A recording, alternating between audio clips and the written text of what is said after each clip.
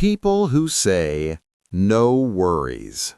There's a phrase people use that sounds calm, friendly, and reassuring.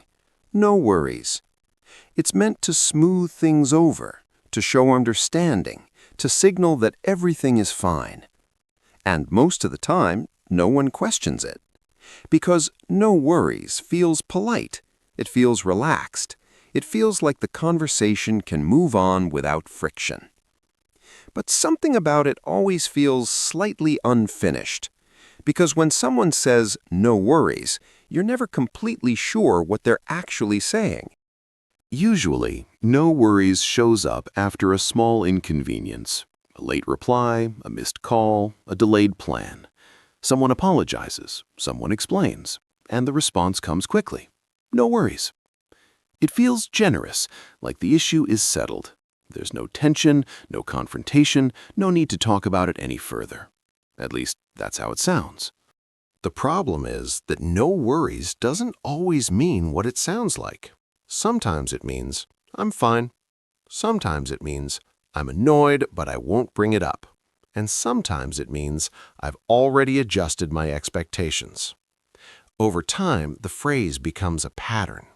Mistakes happen, replies come late, plans change, and every time, no worries shows up to smooth things over. Not to fix anything, not to clarify what happened, just to keep the conversation moving without slowing it down. The words sound calm, but they quietly close the door on any real discussion. And once that happens enough times, the phrase stops being reassuring and starts feeling familiar in a different way. For the person receiving it, no worries can feel strangely confusing. On the surface, the issue seems resolved. Nothing else needs to be said. The conversation moves on. But underneath that calm response, there's often uncertainty. You don't know if the situation was truly okay. You don't know if something was left unsaid. And you don't know whether bringing it up again would make things worse. Because nothing was clarified out loud. The phrase closes the conversation politely, but it doesn't always close the feeling.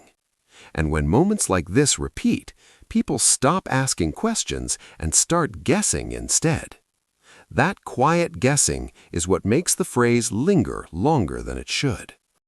Most people don't say "no worries" to be misleading. They say it because it feels easier than being honest. It avoids tension, it avoids explanation, and it avoids turning a small moment into something uncomfortable. Saying "no worries" keeps things light, it keeps the conversation moving, and it allows people to step away without fully engaging. In a world where everyone feels busy and emotionally tired, choosing the easiest response often feels like the right one, even when it quietly leaves things unresolved. At some point, you start recognizing it immediately. You hear "no worries," and you pause. Not because it's wrong, but because you heard it before. Sometimes you're the one saying it. Sometimes you're the one receiving it. Either way, it leaves the same feeling behind.